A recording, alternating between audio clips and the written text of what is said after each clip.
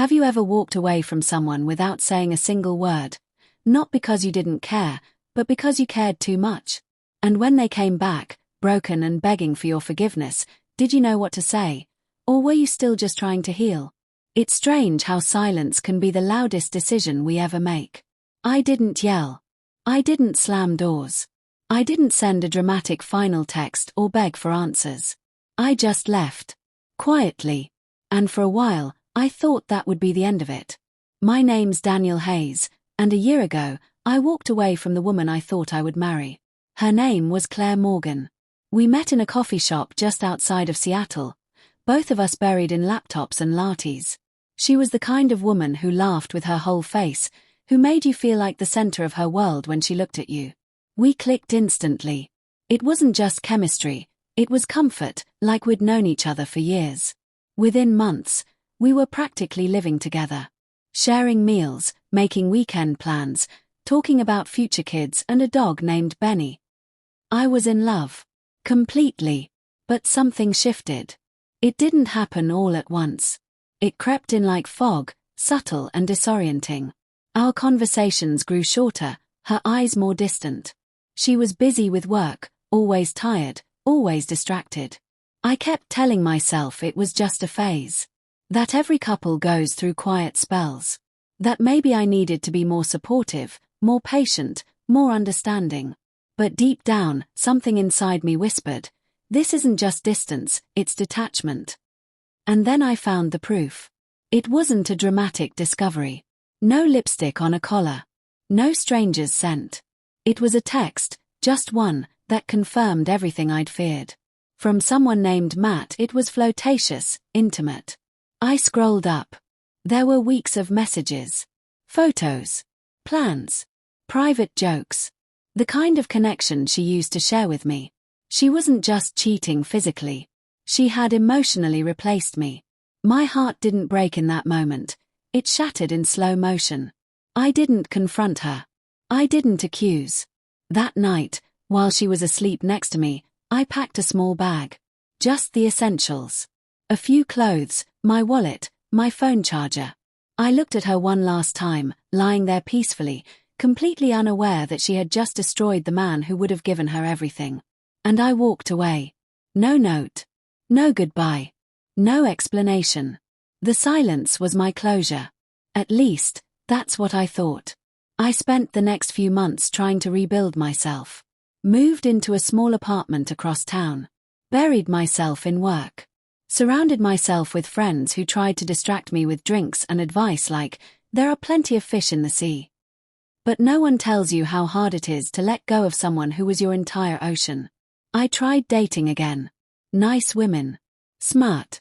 Funny. But none of them felt like Claire. And that's the cruelest part of betrayal, it doesn't just ruin the past, it haunts your future.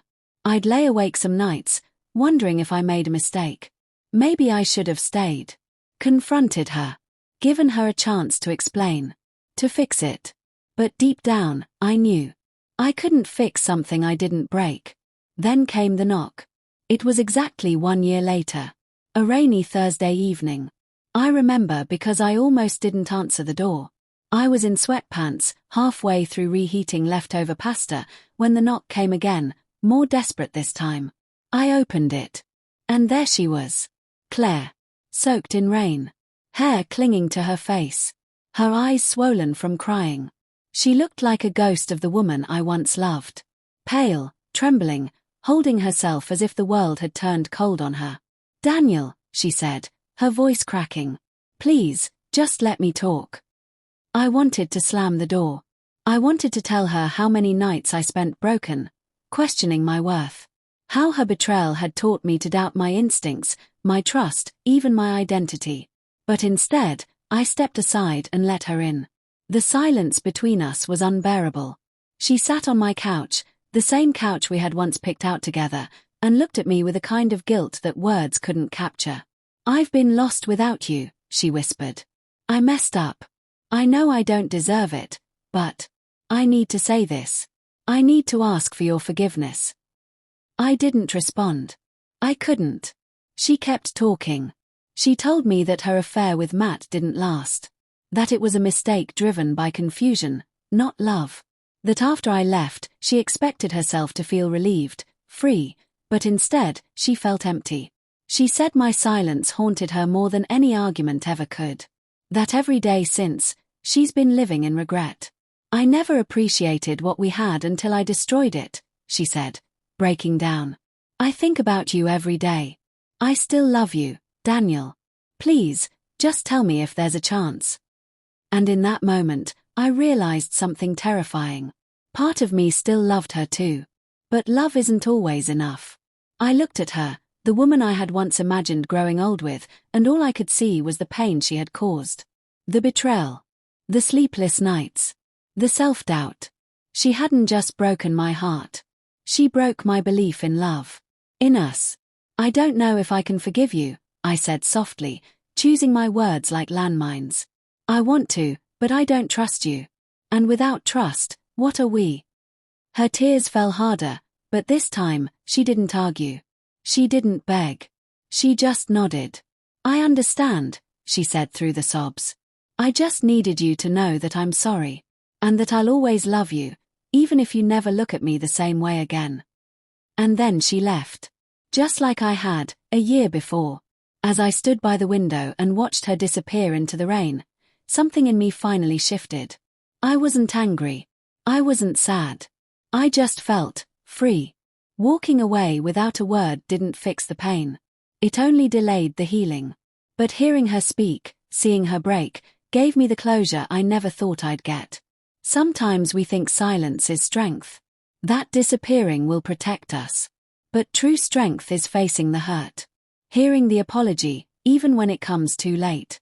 And choosing not to let it define you. I don't know if I'll ever forgive Claire. But I know this, I walked away for me. Not to punish her, but to find peace.